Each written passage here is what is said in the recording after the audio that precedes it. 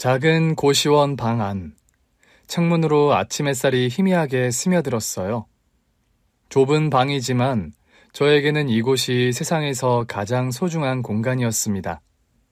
남들과 부대끼며 살지 않아도 되고 아무도 저를 함부로 대하지 않는 곳이니까요.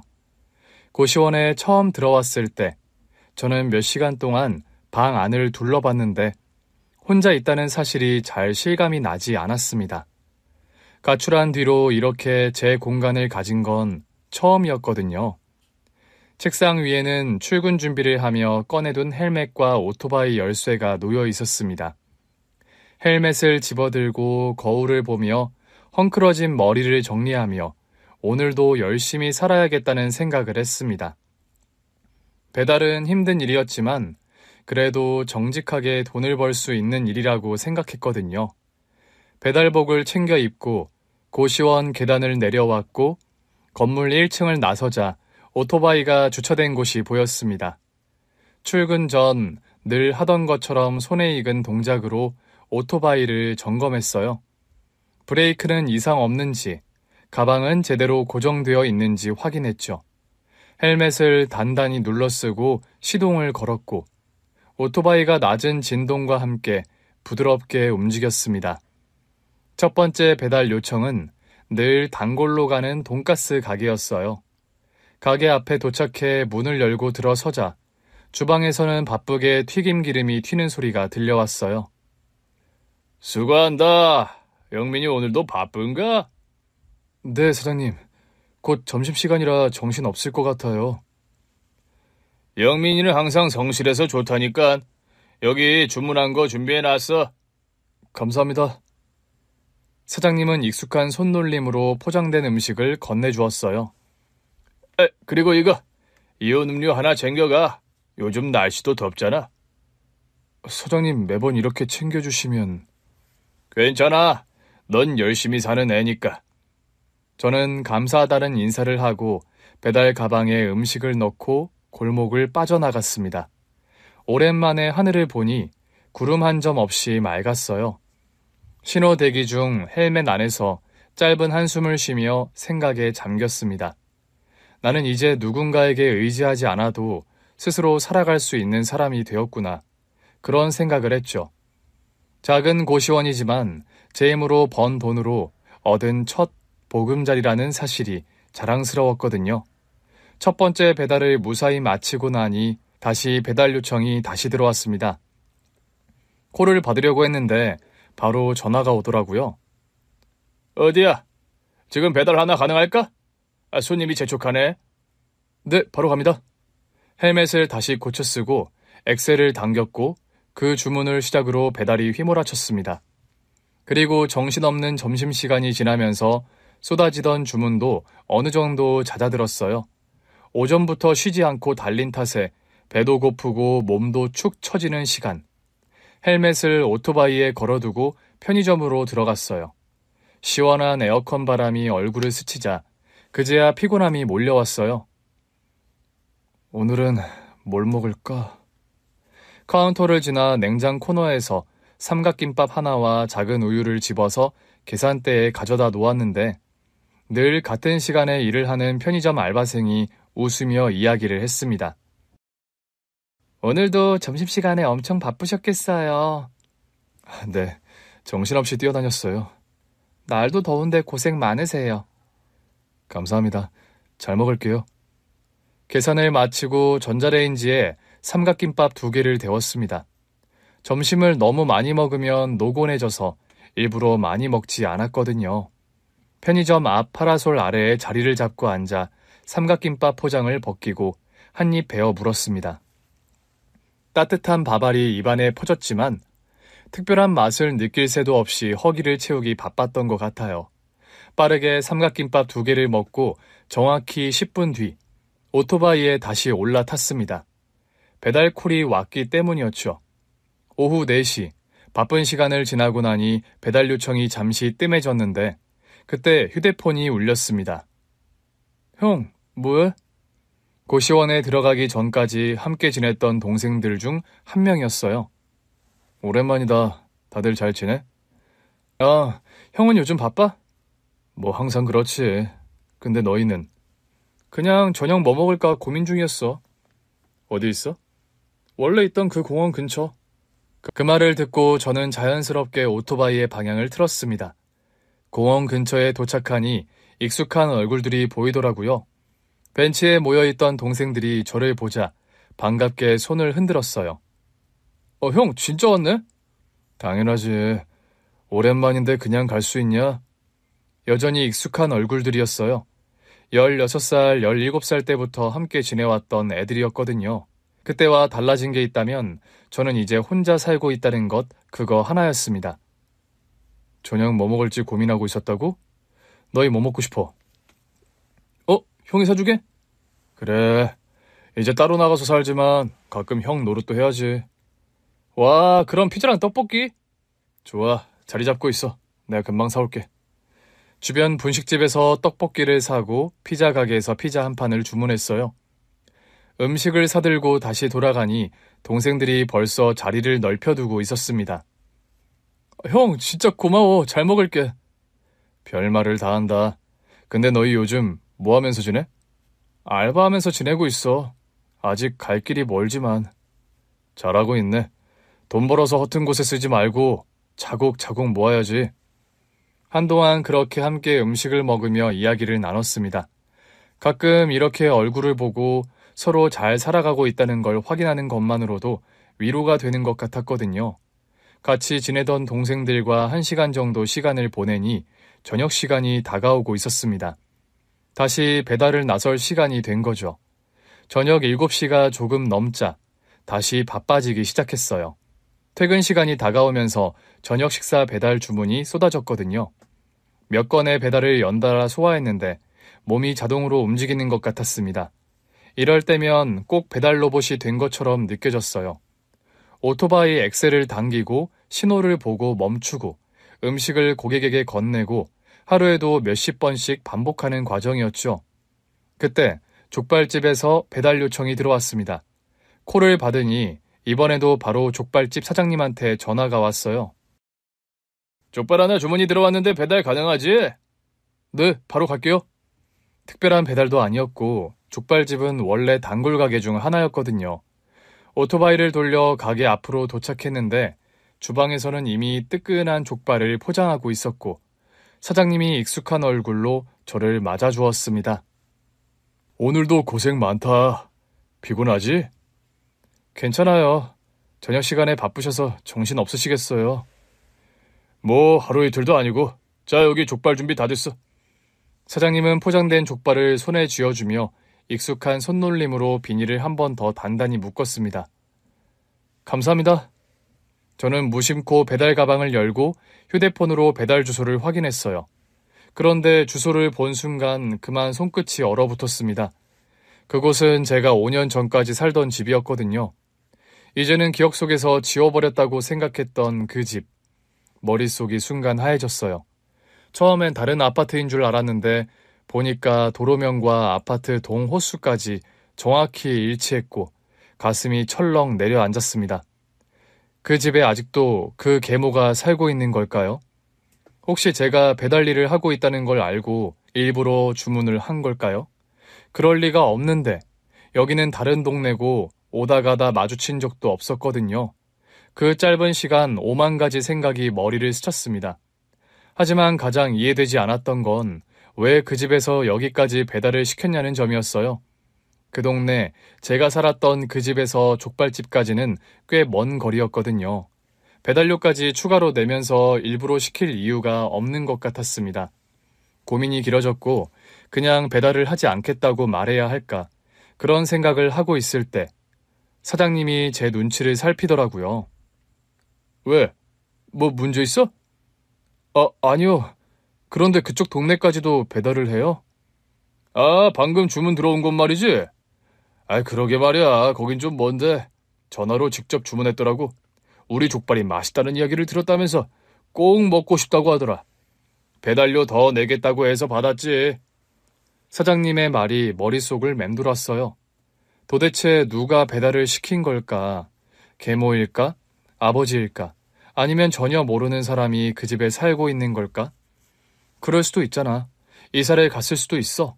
고민을 하는 사이 사장님이 가게 안쪽 냉장고에서 작은 캔 음료를 꺼내 건넸습니다. 먼 길 가는 거니까 이거 하나 마셔. 아, 감사합니다. 수고 좀 해줘.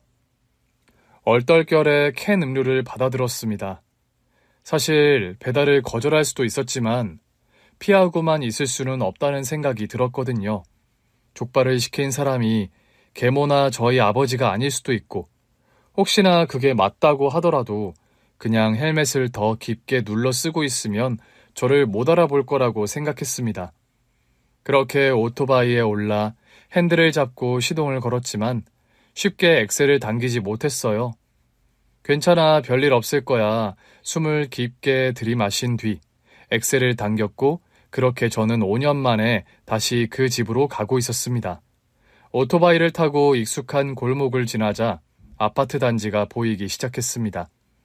15살의 나이. 저는 이곳을 뛰쳐나왔거든요. 집을 나올 때 다시는 돌아오지 않을 거라고 생각했어요. 그렇게 굳게 마음을 먹었는데 족발 한 상자를 배달하기 위해 그곳을 향해 가고 있는 게 참 기가 막히더라고요. 배달기사의 숙명이라고 해야 할까요?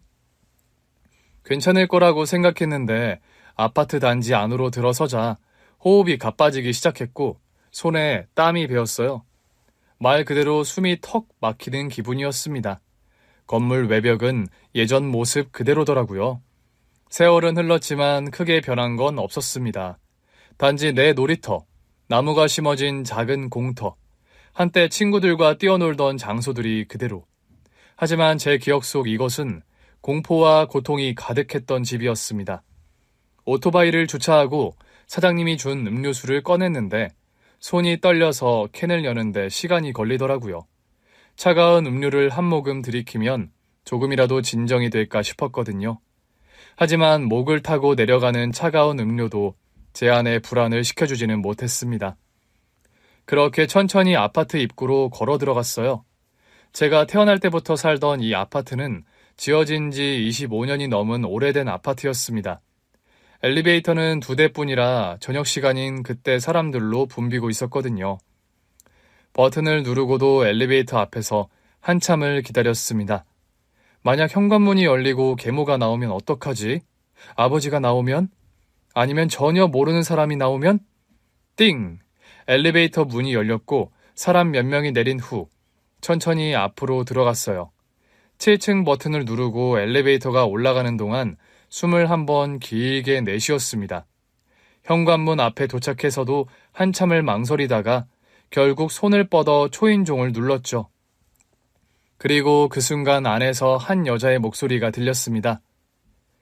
왜 이렇게 늦어요? 순간 머릿속이 새하얘졌고 저는 아무런 대답을 하지 않았습니다. 곧이어 현관문이 열렸고 저는 헬멧을 깊숙이 눌러쓰고 포장된 음식을 내밀었습니다. 여자 목소리였는데, 그러니까 그 계모가 아직 여기 살고 있는 거구나. 기사님 주세요, 족발. 저도 모르게 족발 비닐을 들고 있던 손에 힘을 꽉 주고 있었나 봅니다. 현관문을 연 여자가 비닐을 당기며 족발을 달라고 말을 했고 그 순간 질끈 감고 있던 눈을 살짝 떴습니다. 그리고 마주한 얼굴. 그런데 그 얼굴은 정말 믿을 수가 없었습니다. 오래전 아버지가 이미 세상을 떠났다고 했던 엄마. 그러니까 계모가 아닌 저를 낳아준 친엄마가 서 있었거든요. 정말 숨을 쉬는 것도 잊어버린 채 그 얼굴을 뚫어져라 바라봤는데 그럴 리가 없었어요. 아버지는 분명히 엄마가 세상을 떠났다고 했거든요. 그런데 지금 제 앞에 서 있는 그 여자는 분명 저희 엄마가 맞았습니다. 엄마? 네? 뭐라고요? 개미 같은 목소리로 말을 했는데 분명 제대로 듣지 못한 것 같았죠. 생각할 겨를도 없이 본능적으로 헬멧을 벗었고 바로 앞에 서 있던 여자와 저희 엄마와 눈이 마주쳤습니다. 그 순간 엄마의 눈빛이 흔들렸어요. 아들? 우리 아들? 그렇게 오래전 세상을 떠났다는 엄마, 저를 낳아준 친엄마와 제외해서 그 집에 다시 들어간 순간 제 인생이 180도 달라지게 되었습니다. 저는 가끔 제 인생에서 가장 행복했던 시절을 떠올리곤 해요. 그때는 모든 게 단순하고 따뜻했고 불안함 없이 하루를 보낼 수 있었던 시절이었거든요. 8살까지의 저는 정말 행복했습니다. 우리 가족은 넉넉하진 않았지만 그래도 아버지와 어머니 그리고 저 셋이서 단출하게 지내며 서로 기대고 살았어요. 제가 기억하는 아버지는 성실한 사람이었고 어머니는 정 많고 따뜻한 분이었습니다. 아버지는 일하느라 바빴지만 그래도 시간이 날 때마다 저를 번쩍 안아 올리며 놀아주곤 했거든요. 어머니는 늘 제 옆에 있었고 정성껏 식사를 차려주셨고 잘 때면 제 머리를 쓰다듬어 주셨어요. 그런데 그 모든 게 한순간에 무너졌습니다. 제가 초등학교에 입학한 지 얼마 안 되었을 때 부모님은 이혼을 하시게 되었어요. 성격 차이라고 했지만 어린 나이에 그 말이 무슨 뜻인지 이해를 하지 못했습니다. 그냥 어느 날 어머니가 집을 나가신 거였죠. 아버지는 어머니가 다시는 돌아오지 않을 거라고 했는데 너무 겁이 났던 것 같아요. 아빠 왜요? 왜 엄마는 안 와요? 그냥 어쩔 수 없게 됐다. 이제 너랑 나 둘이서 살아야 해. 집에 오지 않는 엄마를 하염없이 기다렸고 엄마를 찾고 싶었지만 아버지는 더 이상 엄마의 이야기를 하지 않으려 했습니다. 어려서 할 수 있는 게 없었던 저는 그저 아버지를 따라야만 했어요. 엄마와 아버지가 이혼을 한 지 2년이 지나 저희 아버지는 재혼을 했습니다. 새엄마가 생긴 거죠. 새엄마는 처음엔 부드러운 미소로 저를 맞아주었습니다. 영민아, 앞으로 우리 가족이 되는 거야. 잘 지내보자. 저는 여전히 엄마가 보고 싶었지만 새로 가족이 되었다는 아줌마에게 착하게 굴어야 한다고 생각했어요. 처음엔 어색했지만 새로운 가족이라는 것에 적응하려고 했거든요. 하지만 시간이 지나면서 분위기가 달라졌어요. 아버지가 없을 때마다 새엄마, 계모가 저를 대하는 태도가 완전히 변했습니다. 아버지는 늘 여전히 바쁜 사람이었어요. 하루 종일 일을 하고 늦게야 집에 들어오거나 지방에 일을 하러 가서 집을 며칠씩 비우는 날도 있었습니다. 그렇게 아버지가 집을 비울 때마다 저는 계모와 단둘이 집에 남겨졌어요. 오늘 밥은 알아서 챙겨 먹어라. 나는 나가야 해서. 네? 어디 가세요? 네가 신경 쓸 일 아니야. 계모는 가방을 들고 나가더니 밤 늦게까지 돌아오지 않았고 저는 텅 빈 부엌을 바라보며 한참을 서 있었어요. 냉장고를 열어봤지만 안에는 찬밥 한 덩어리와 다 쉬어가는 반찬밖에 없었습니다. 그날 처음으로 깨달았어요. 이제 저를 챙겨줄 사람은 아무도 없다는 걸. 계모와의 생활은 둘 중 하나였습니다. 계모가 집을 비울 때 어린 제가 홀로 집에 남겨지는 거. 계모가 집에 있을 때는 집안일을 하는 하인이 되거나 딱 그 둘 중 하나였거든요. 이영민, 이거 설거지 좀 해. 나 피곤해서 못하겠어. 네, 제가요? 너도 이제 12살인데 그 정도는 해야지. 처음엔 시키는 대로 했는데 하지만 점점 해야 하는 일이 늘어났습니다. 바닥 좀 닦아.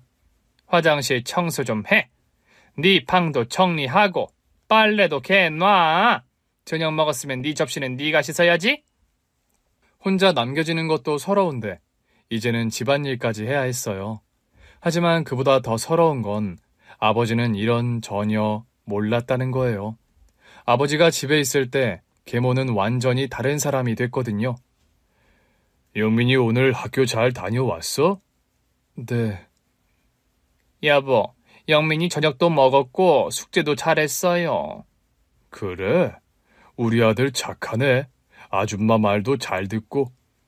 계모는 아버지 앞에서는 한없이 다정한 엄마인 척을 했습니다. 그리고 아버지는 그걸 철석같이 믿었어요. 저는 영민이가 너무 예뻐요. 우리가 가족이 된 게 정말 좋아요. 아버지는 그 말에 기뻐하며 고개를 끄덕였죠.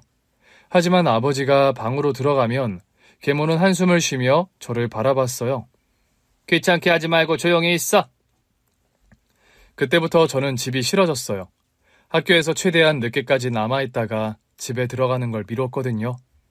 친구들은 집에 빨리 가고 싶어 했지만 저는 오히려 반대였어요. 학교 운동장에 남아서 놀다 가기도 했고 아파트 공터에 앉아 하염없이 시간을 보내기도 했어요. 하지만 어쩔 수 없이 집에 돌아가야 했을 때 두려움이 밀려왔습니다. 오늘은 또 어떤 일을 시킬까? 또 무엇 때문에 혼을 낼까? 진짜 혼나기 싫은데 그렇게 저의 어린 시절은 점점 외롭고 쓸쓸한 날들로 채워지기 시작했습니다. 어느 날 아버지가 출근한 뒤 집안은 조용했어요. 계모는 어디론가 외출한 듯 했고 저는 오랜만에 혼자 있는 시간을 가질 수 있었죠. 벽장 한 구석에 숨듯 웅크려 앉아있던 저는 조심스럽게 고개를 들었어요. 계모와 함께 살게 된 게 10살 때부터였으니까 2년, 무려 2년을 그렇게 살고 있었거든요. 계모가 없는 시간이면 저는 늘 같은 생각을 반복했습니다. 우리 엄마는 어디로 갔을까? 정말 다시는 돌아오지 않는 걸까? 그런 생각이요. 아버지가 퇴근하고 돌아오자 저는 거실로 나왔습니다. 그때 계모는 잠깐 뭘 사야 한다며 집을 비웠었죠. 아버지는 피곤한 얼굴로 넥타이를 풀고 있었는데 그때가 아니면 영영 기회를 놓칠 것 같았거든요. 아빠, 왜? 엄마는 어디 갔어요? 뭐? 아버지의 손이 순간 멈췄는데 제 입에서 오랜만에 나온 엄마라는 단어를 듣고 놀란 눈치였습니다.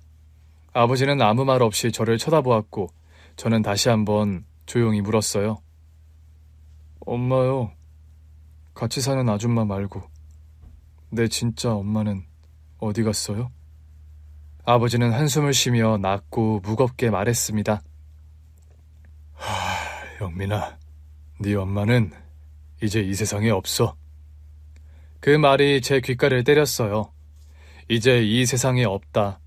가슴이 덜컥 내려앉는 것 같았습니다. 거짓말이죠? 아니야, 진짜야. 그럼 나는 왜 몰랐어요? 너한테 말해주고 싶지 않았어. 영민이 네가 힘들까봐. 힘들까봐 알려주지 않았다고? 저는 이미 그때 충분히 힘들었거든요. 볼을 타고 뜨거운 눈물이 흘렀고 아버지는 제 머리를 쓰다듬으려 했지만 저는 뒤로 물러났습니다. 영민아, 이제 새엄마랑 잘 지내야 해. 저는 그 말을 듣는 순간 너무 화가 났어요. 왜요? 왜요? 왜 그래야 해요? 네 엄마도 영민이 네가 새엄마를 받아들여서 잘 지내길 바랄 거야. 그 순간 계모가 현관문을 열고 들어왔습니다. 어머, 부자지간에 무슨 이야기를 그렇게 다정하게 하고 있어요? 아버지가 미소를 지으며 계모를 바라봤어요. 영민이가 이제부터 엄마라고 부르겠다고 하네. 계모는 놀란 척하면서도 미묘한 미소를 지었어요. 그래, 영민아? 정말이야? 이제 아줌마 아니고 엄마라고 불러주는 거야? 언젠가 이렇게 영민이가 마음을 열 줄 알았어. 너무 감격스럽다, 여보. 아버지는 저를 바라보며 기대하는 눈빛을 보냈지만 저는 아무 말도 할 수 없었고 저는 고개를 끄덕일 뿐이었습니다.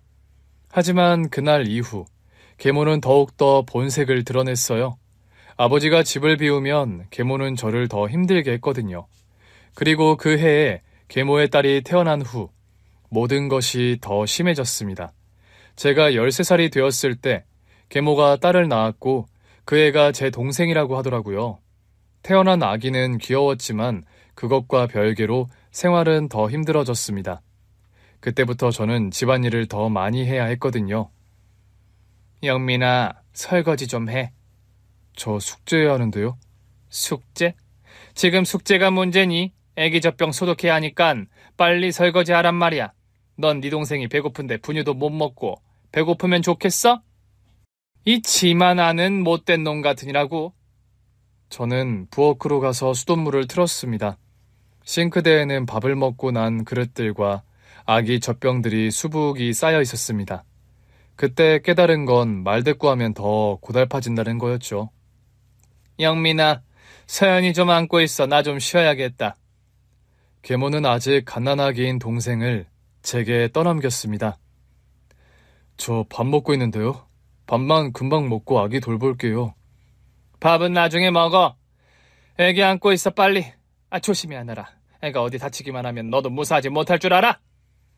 심지어 계모는 아기가 토한 옷과 수건을 다 깨끗하게 세탁을 하라고 시켰습니다.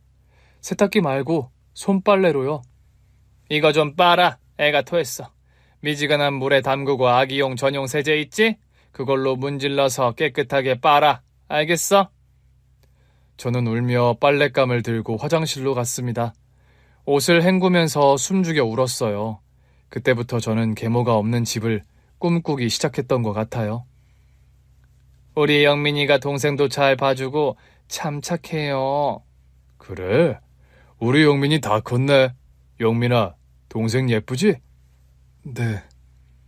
저는 무기력하게 고개를 끄덕였지만 머릿속에는 한 가지 생각만 가득했습니다.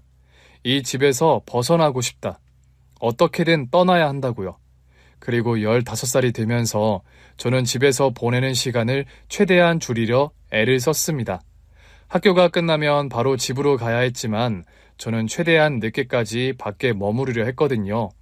친구들이랑 오락실에 가거나 길거리를 돌아다니거나 심지어 혼자 공원 벤치에 앉아 있는 날도 있었어요. 집에 들어가는 순간 숨막히는 공기가 저를 짓눌렀기 때문입니다. 그날도 마찬가지였어요.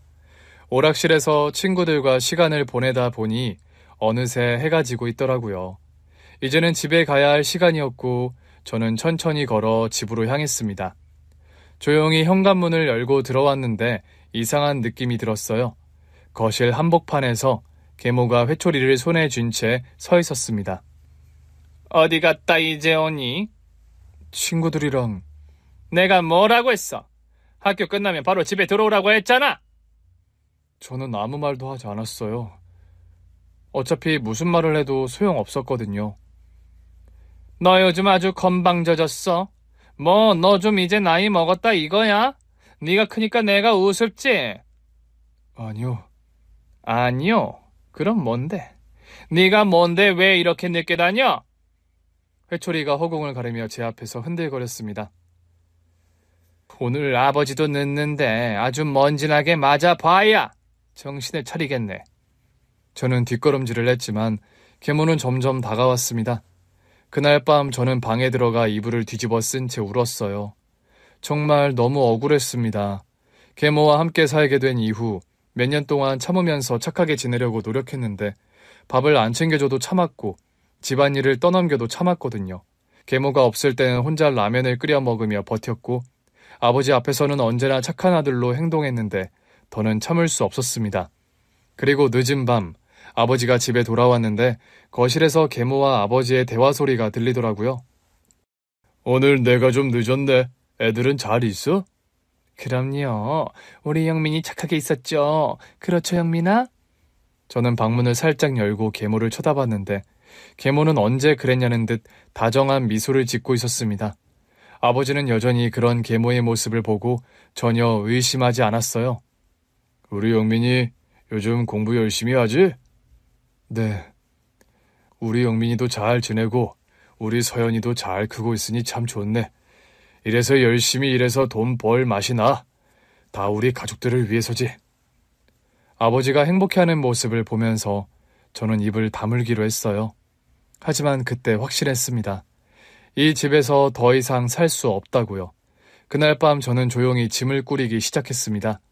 배낭 하나에 옷을 몇 벌을 챙겼어요. 그리고 책상 서랍 깊숙이 넣어두었던 봉투. 그동안 아버지가 용돈으로 준 돈을 모두 꺼냈습니다. 많은 돈은 아니었지만 적어도 며칠은 버틸 수 있을 것 같았거든요. 그리고 다음날 아침 저는 아무렇지 않은 척 가방을 맨 채 현관문을 나섰습니다. 계모는 거실에서 아기를 돌보며 저를 쳐다봤어요. 학교 잘 다녀와라. 끝나면 딴 길로 새지 말고 곧장 오고, 알겠니?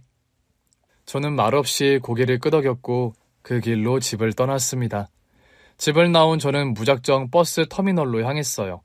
목적지도 없이 표를 사서 탈 버스를 찾다가 가장 먼 곳으로 가는 표를 끊었습니다. 어디든 좋았어요. 그저 계모가 없는 곳이라면 다 좋았거든요. 버스 창가에 앉아 스쳐 지나가는 도시의 불빛을 바라보면서도 실감이 나지 않았습니다.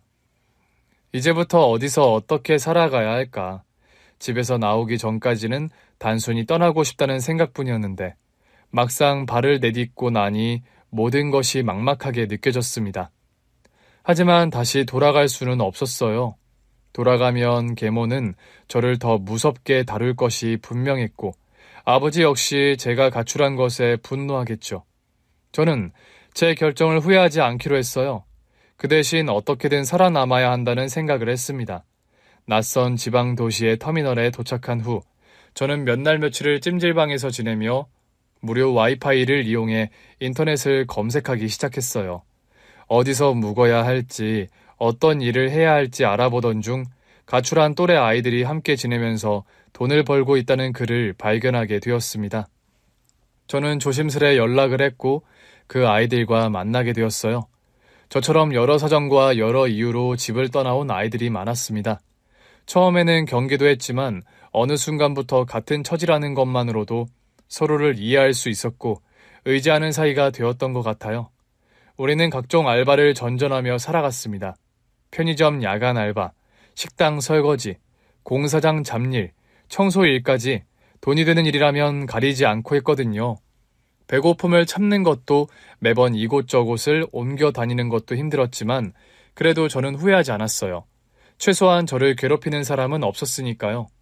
처음엔 적응하느라 정신없었지만 시간이 지나면서 저도 이 생활에 익숙해졌습니다.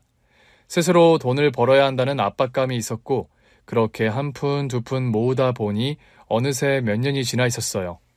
그리고 18살이 되던 해 함께 지내던 동생들과 다시 경기도 근방으로 이사를 왔어요. 대도시보다는 조금 한적한 곳이었지만 일이 많고 돈을 벌 기회가 있는 곳이었거든요.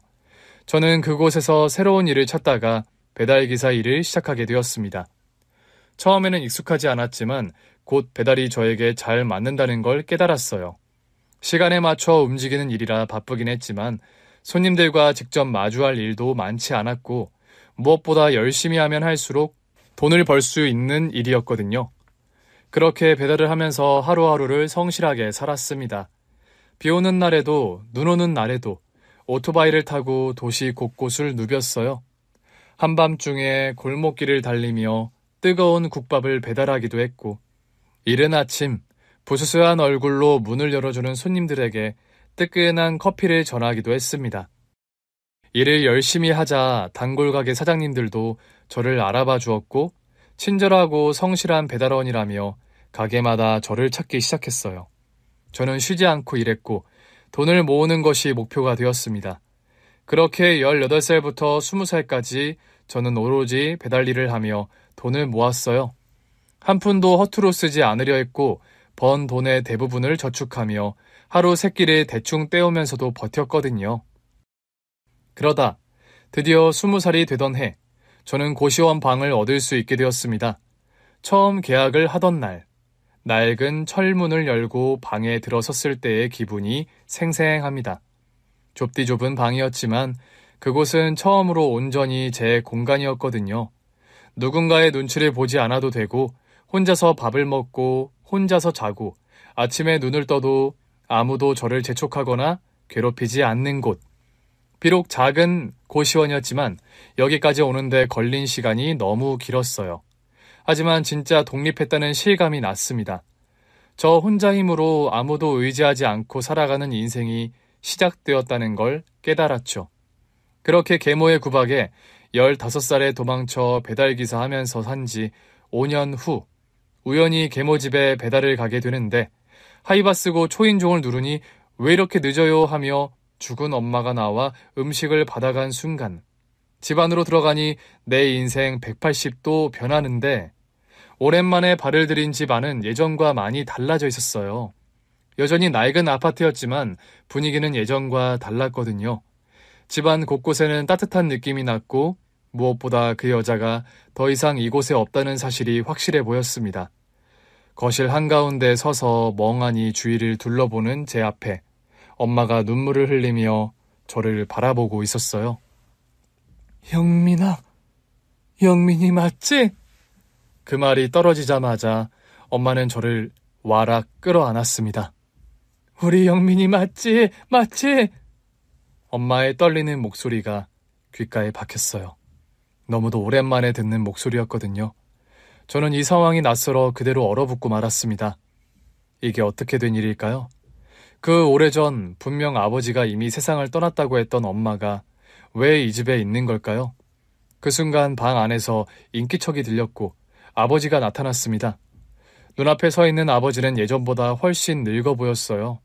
머리는 희끗희끗했고 얼굴에는 깊은 주름이 자리 잡고 있더라고요. 아버지는 저를 보자마자 그대로 굳어버렸습니다. 그리고 아주 오랜 시간 동안 저를 쳐다보다가 갑자기 눈물을 쏟으며 저에게 다가왔어요.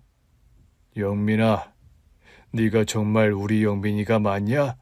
기도 잘하고 정말 많이 컸구나. 아버지는 손을 떨며 저의 어깨를 붙잡았어요. 저는 당황해서 한 걸음 뒤로 물러났지만 아버지는 오히려 저를 더 강하게 붙잡았습니다. 어디 있었어? 그동안 대체 어디 있었던 거야? 아버지는 흐느끼며 제 어깨를 흔들었어요. 그렇게 찾았는데 어떻게 이렇게 흔적도 없이 사라질 수 있냐? 대체 어디 있었던 거냐고? 제 어깨를 움켜쥔 손끝이 떨리고 있었고 그 모습을 보면서도 저는 아무 말도 할 수 없었습니다. 미안하다, 영민아. 네가 그렇게 떠나는데도 나는... 아버지는 고개를 떨군 채 한참을 울었어요. 그리고 그때 저는 거실 한쪽에 있던 작은 그림자 하나를 발견했어요. 거실 구석에서 작은 아이가 서 있었거든요. 서연이, 예전에 제가 돌봐주었던 계모의 딸이었습니다. 저는 순간 할 말을 잃었어요. 계모는 보이지 않았는데 딸이 이 집에 있다니. 서연이는 저를 보고 커다란 눈을 깜빡이며 물었습니다. 누구야? 서연아, 여기 이 사람은 서연이 오빠야. 우리 서연이 어릴 때 오빠가 서연이 참 예뻐했는데 너무 애기 때라 기억이 안 나지? 오빠?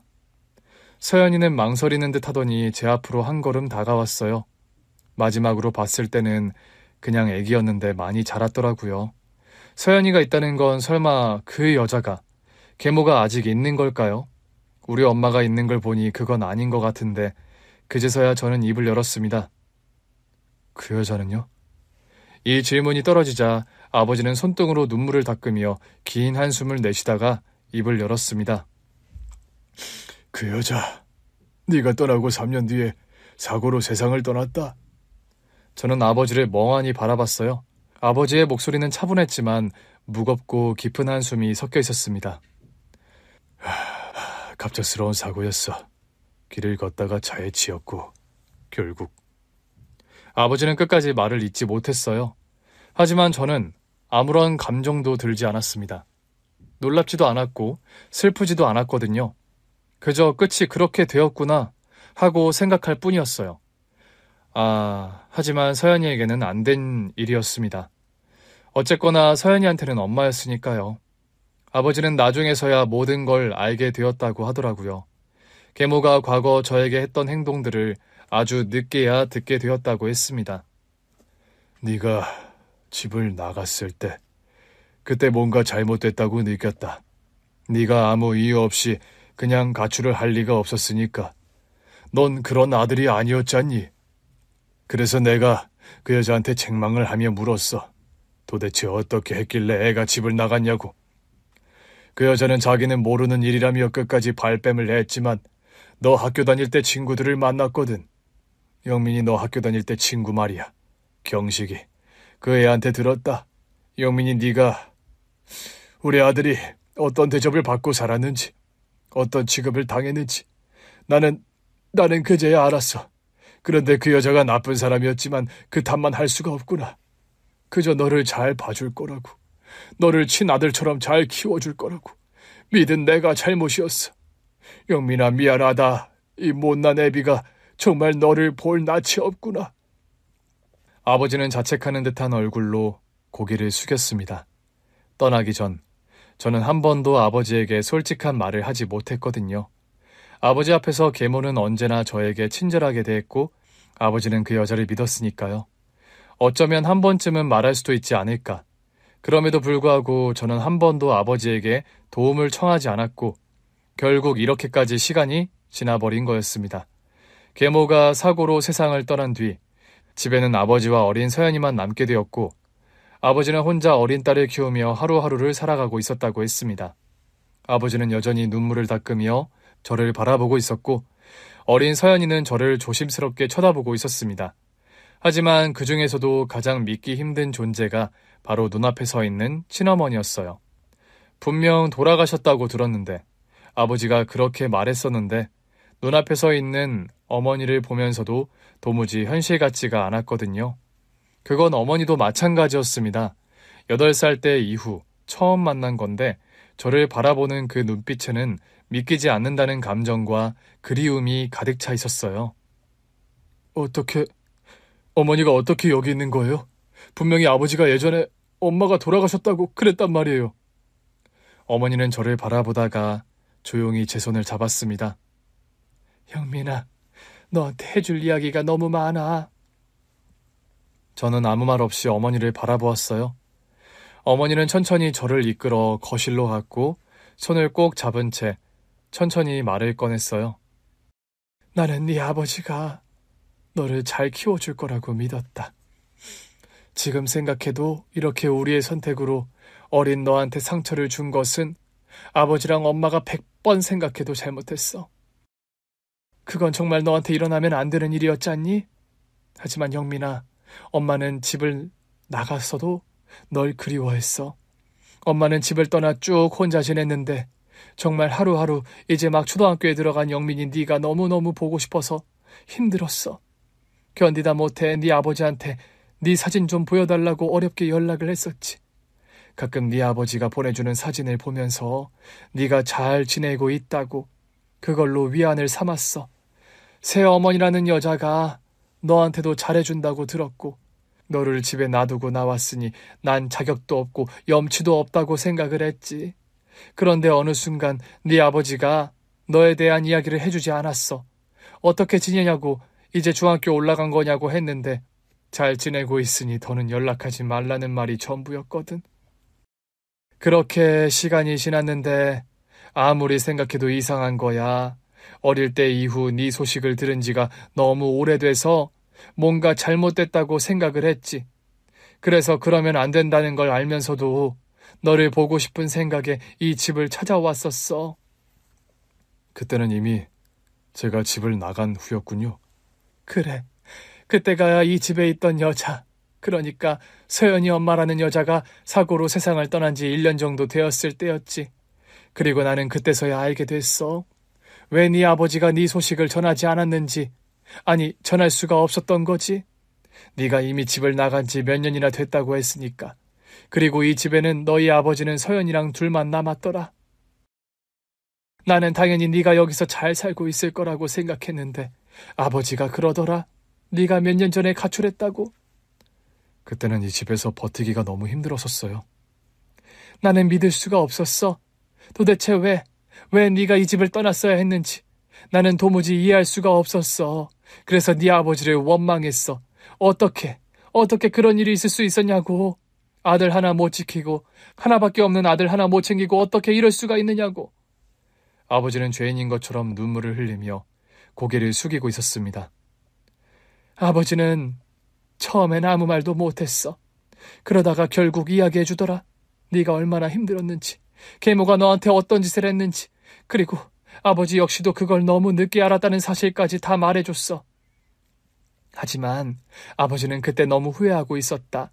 이를 바로잡고 싶어서 사방팔방으로 너를 찾아다녔지만 너를 못 찾았다고. 제가 처음 집을 떠난 다음에는 지방에서 지냈어요. 아주 먼 곳에서요. 지금 이 근방으로 온 게 얼마 안 됐거든요. 그럼 그렇게 이 집에 돌아와서 그때부터 아버지랑 같이 지내신 거예요? 아버지, 왜 그런 말을 하셨어요? 제가 어릴 때 물어봤잖아요. 엄마 어디 있냐고. 그때 분명 아버지가... 미안하다, 영민아. 그때는 네가 네 엄마의 빈자리를 느끼며 힘들어하기보다는 새엄마와 함께 집에서 잘 지내기를 바라는 마음이었다. 네가 그 여자한테 마음을 못 두는 걸 알고 있었기 때문에 좀 더 가까워지기를 바랐어. 그래서 그런 건데 내가 너무 생각 없이 해서는 안 되는 말을 했던 거야. 엄마가 어디 있다는 것만 알아서도 제가 이러진 않았을 거예요. 엄마를 찾았을지도 모른다고요. 그때는 나를 지켜줄 사람이 아무도 없다고 생각했단 말이에요. 엄마는 이미 세상을 떠났고 아버지는 바쁘고 그 여자가 나를 어떻게 대하는지도 모르고 많은 게 달라졌을 거라고요. 정말 내가 죽을 죄를 지었다. 미안하다, 영민아. 미안해. 과거로 돌아갈 수만 있다면 정말 모든 걸 되돌리고 싶구나. 영민아, 네 아버지가 네가 집을 나간 지 몇 년이나 지나 너를 찾을 수 없다고 했지만 나는 기다리기로 했어. 네가 어디에 있든 어떻게든 돌아올 거라고 믿었거든.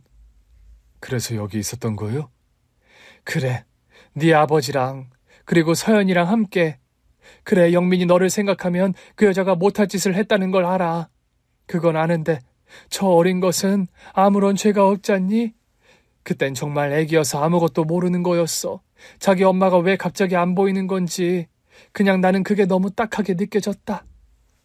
저는 거실 구석에 서서 우리를 바라보고 있는 서연이를 보았어요.